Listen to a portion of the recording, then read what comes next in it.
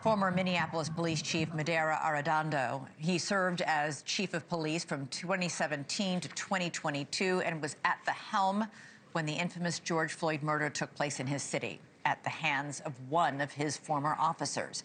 And he was there when the chaos followed. His firsthand account of that tumultuous time is revealed in his new book, Chief Rondo, Securing Justice for the Murder of George Floyd. Chief Arradondo joins me now. Chief, great to have you on the show. So, thank you, Elizabeth. Given how high tensions are, what's your reaction to how Minnesota officials, both Mayor Jacob Frey, Governor Tim Walz, how they've been conducting themselves? Are they saying and doing the right thing to lower the temperature at a time when people are pretty upset? Yeah, thank you again, Elizabeth, for having me. I think certainly, the mayor's first press conference, I believe yesterday morning, clearly he was obviously very angry about the situation in Minneapolis. This is the mayor, certainly Governor Walz, they've experienced a lot over the past year, including the political assassinations of our elected officials here in Minnesota. We had the Annunciation school shooting that also occurred here in Minneapolis. So I absolutely can understand some of the just anger and sort of that tension that they're feeling. At the same time, I know that there has been more of a call for calm and peace, which is absolutely going to be needed. There's a lot of dynamics, Elizabeth, that are happening.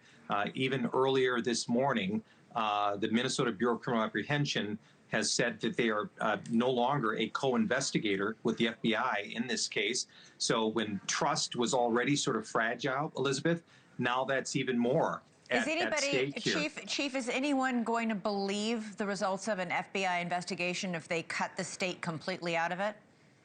Elizabeth, I will tell you that in these sorts of major crises that a city can experience, trust is the first thing you have to look at. And by the way, most people, if the outcome is not what you wanted, but you at least trusted the investigative process, you'll live with that. You may not like it, but you'll live with that. If people don't even trust the investigative process, regardless of the outcome, they're going to have a problem with it. And so that is concerning. And at this time right now, Elizabeth, there's a lot of people that may not absolutely trust the outcome or trust the current way this investigation will go if it's just handled by the feds. So it is my hope, Elizabeth, that they will reconsider. But I will say that most Minneapolitans, they're going to have a concern if this investigation is not transparent and they're not getting updates along the way. It's unclear why they wouldn't want to include. I mean, I would think the administration would want to calm things down and understand that including the state in this investigation would be a good idea in the service of transparency.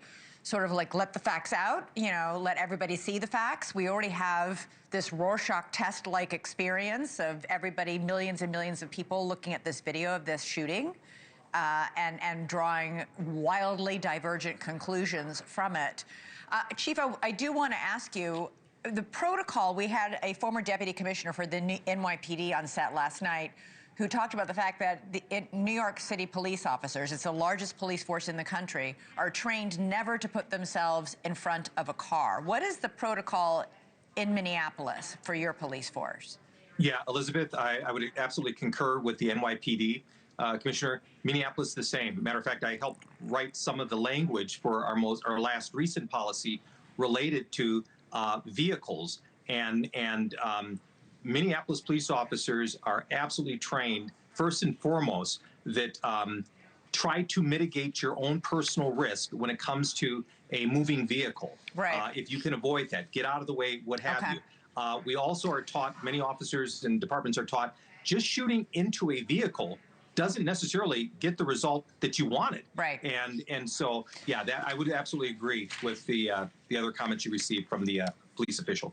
Thank you for watching. Subscribe below and download our NewsNation app right now on your phone, and you will get fact-based, unbiased news for all Americans.